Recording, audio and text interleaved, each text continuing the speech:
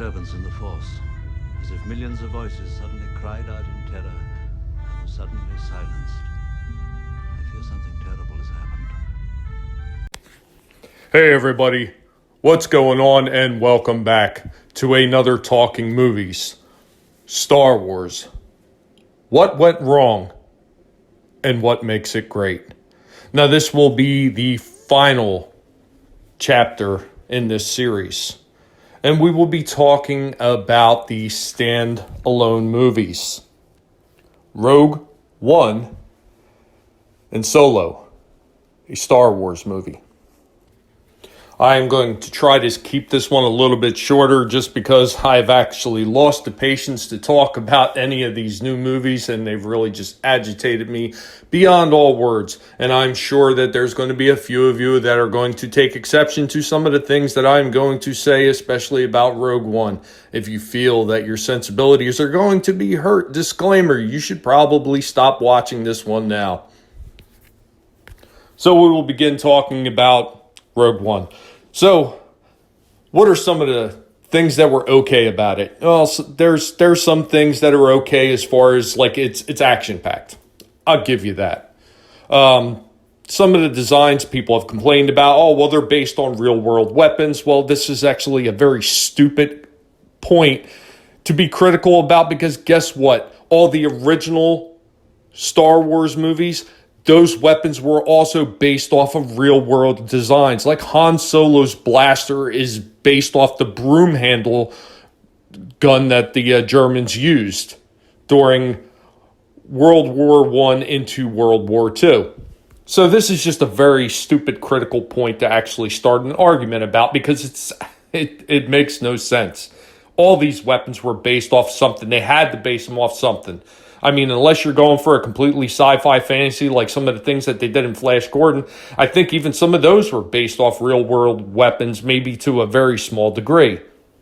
And while many of the ships and everything bear the resemblance of the original trilogy movies, there were still a lot of problems with this movie that people just tend to overlook because, well, they like flash and bang type movies, the same type of garbage that Michael Bay puts out. And I, for one, could use a little bit of story with it. You know what? Nice action movie is great, but if there is nothing behind it and it is all just fluff with explosions and bullets flying everywhere, or laser blast in this instance, it really does not stand the test of time. It is a piece of trash. So, what is my first problem with this movie? Well, one of my very first problems with this movie has to do with the planetary shield that they have around the planet. Now, the planet is pretty much nothing but a think tank, and this is where they're coming up with ideas and everything, and they're coming up with this idea that at all costs, they've got this huge planetary shield around this thing to protect it, even from incoming fighters. And if they are doing that, because this is so important, if this planet and its secrets are so important, then why, at the end of the movie, did they blow it the fuck up? How does that even make sense? Why did you go so far out of your way, bringing so many troops in there? Having this giant planetary shield in there is supposed to prevent even communications from getting the fuck out. Yet you're just going to blow it up. You're going to blow it the fuck up, right? How does that even make sense? Go ahead, explain that one to me. Because if that planet was so damn important, why did they not have the same type of shielding on the Death Star? They even say in the original trilogy, they did not think that a one-man fighter was of any significance. I will be showing the clip right here. The battle station is heavily shielded and carries a firepower greater than half the Starfleet. Its defenses are designed around a direct, large-scale assault. A small one-man fighter should be able to penetrate the outer defense. Pardon me for asking, sir, but what good are snub fighters going to be against that? Well, the Empire doesn't consider a small one-man fighter to be any threat, or they'd have a tighter defense. An analysis of the plans provided by Princess Leia has demonstrated a weakness in the battle station. The approach will not be easy. You're required to maneuver straight down this trench and skim the surface to this point. The target area is only 2 meters wide. It's a small thermal exhaust port right below the main port. The shaft leads directly to the reactor system. A precise hit will start a chain reaction which should destroy the station. Only a precise hit will set up a chain reaction. The shaft is ray shielded, so you'll have to use proton torpedoes. That's impossible, even for a computer. It's not impossible. I used to bullseye womp rats in my T-16 back home. They're not much bigger than 2 meters. Then man your ships, and may the Force be with you. And considering how many years that the Death Star was under construction, the fact that they didn't put these type of shields on the Death Star, it makes no damn fucking sense. None. I don't really care how you look at it. It is fucking stupid. And if you think it's cool, well, that's on you. I'm just telling you, prospectively, this is dumb and it makes no sense. So let's get into the next talking point about why I just couldn't stand this movie. One of the things that happens in the original trilogy is Vader is sitting there talking with Tarkin and some of the other admirals and everything. And one of them that opens his mouth first is General Taggy. And he says, until this battle station is fully operational, meaning the Death Star is not even complete. It is not ready yet.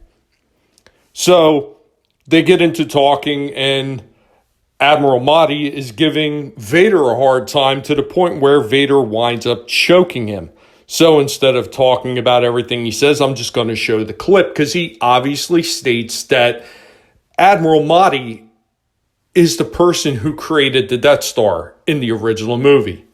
Until this battle station is fully operational, we are vulnerable. The Rebel Alliance is too well equipped. They're more dangerous than you realize. Dangerous to your Starfleet, Commander, not to this battle station. The Rebellion will continue to gain us support in the Imperial Senate. The Imperial Senate will no longer be of any concern to us. I have just received word that the Emperor has dissolved the Council permanently. The last remnants of the old Republic have been swept away. It's impossible. How will the Emperor maintain control without the bureaucracy? The regional governors now have direct control over their territories. Fear will keep the local systems in line. Fear of this battle station. And what of the Rebellion? If the rebels have obtained a complete technical readout of this station, it is possible, however unlikely, that they might find a weakness and exploit it. The plans you referred to will soon be back in our hands. Any attack made by the rebels against this station would be a useless gesture, no matter what technical data they've obtained. This station is now the ultimate power in the universe. I suggest we use it. Don't be too proud of this technological terror you've constructed. The ability to destroy a planet is insignificant next to the power of the Force. Don't try to frighten us with your sorcerer's ways, Lord Vader. Your sad devotion to that ancient religion has not helped you conjure up the stolen data tapes, or given you clairvoyance enough to find the rebels' hidden fort.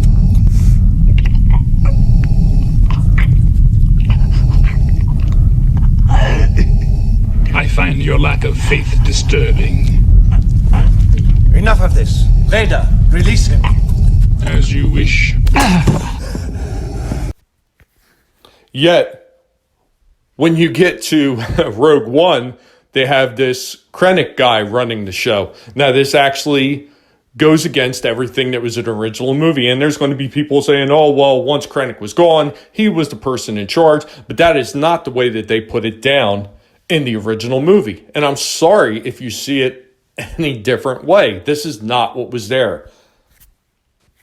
So the next point that I want to touch on, it actually leads right back into the last one to in a small extent. And this is going to be with the Death Star not only being who it was created, being fully operational, but being fired. Because they show it in Rogue One being fired, and obviously the rebellion was aware of it at that point. Yet, in the original movie, there is no clue really what the Death Star is, because once again, we go back to General Taggy.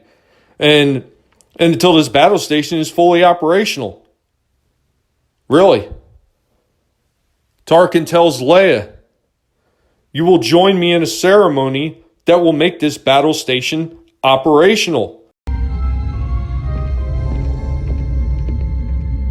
We've entered the Alderaan system. Governor Tarkin, I should have expected to find you holding Vader's leash. I recognized your foul stench when I was brought on board. Charming to the last. You don't know how hard I found it signing the order to terminate your life. I'm surprised you had the courage to take the responsibility yourself. Princess Leia, before your execution, I would like you to be my guest at a ceremony that will make this battle station operational. No star system will dare oppose the Emperor now. The more you tighten your grip, Tarkin, the more star systems will slip through your fingers. Not after we demonstrate the power of this station. In a way, you have determined the choice of the planet that will be destroyed first. Since you are reluctant to provide us with the location of the rebel base, I have chosen to test this station's destructive power on your home planet of Alderaan. No, Alderaan is peace, but we have no weapons. You can't You will possibly... prefer another target, a military target? Then name the system. I grow tired of asking this, so it'll be the last time. Where is the rebel base? Dantooine. They're on Dantooine. There, you see, Lord Vader, she can be reasonable. Continue with the operation. You may fire when ready. What? You're far too trusty.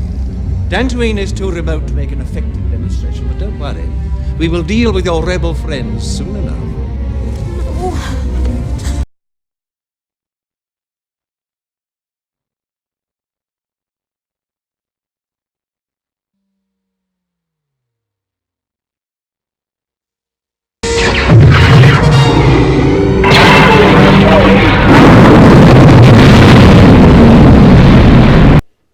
And he says, until after we've demonstrated the power of this battle station, meaning that they've never demonstrated the power of the battle station. It has never really been tested. Yet they showed it being fired in Rogue One. Not once, but fucking twice. Once again, this breaks canon, and everybody just wants to turn a blind eye to that too and look the other way. Well, it didn't really happen. Well, it did fucking happen. Now, there's a whole bunch of other things that I could nitpick about this movie, but I'm dealing with the things that actually break canon from the original movies. So the last thing that I want to talk about that really pissed me off was the whole scene at the end with Vader. Now, don't get me wrong. It is a cool scene. It is really neat. Shows Vader, I guess, at the height of his newfound power, you know, with the suit and everything. And it is flawed. It is flawed, people. It is tremendously flawed. Because they are chasing Vader and his entourage. It should be chasing after this disc, okay? This disc that was uploaded to the main ship that the rebels had over the planet. And they're running down the hallway with this disc to get away from Vader, and they're going to pass it off to people, and it's going to be taken into the Tantive 4, where Leia is going to take off with these plans that is already on the disc. Guess what? Once again, they have broken canon. Because in the original movie, when Vader goes on the ship, what does he say? I want to know what happened to the plans they sent you. Because several transmissions were beamed to this ship by rebel spies. I want to know what happened to the plans they sent you. The Death Star plans are not in the main computer. Where are those transmissions you intercepted? What have you done with those plans? We intercepted no transmissions. This is a consular ship. We're on a diplomatic mission. If this is a consular ship, where is the ambassador?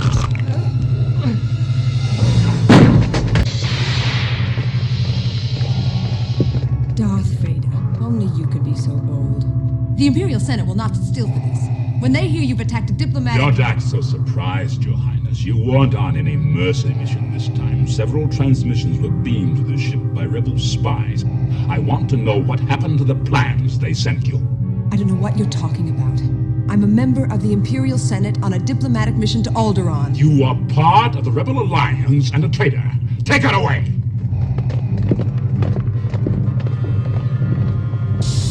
Holding her is dangerous. Word of this gets out, it could generate sympathy for the rebellion in the Senate. I have traced the rebels' spies to her.